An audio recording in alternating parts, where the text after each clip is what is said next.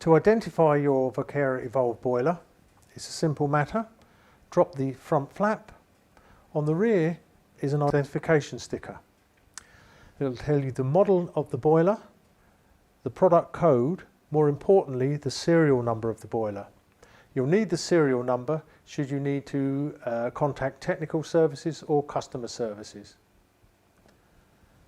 To the left of the serial number is a QR code that can be scanned, and from that you can download all the boiler's documentation and certification information. Thank you for watching. For more in-depth videos, please view the rest of the series.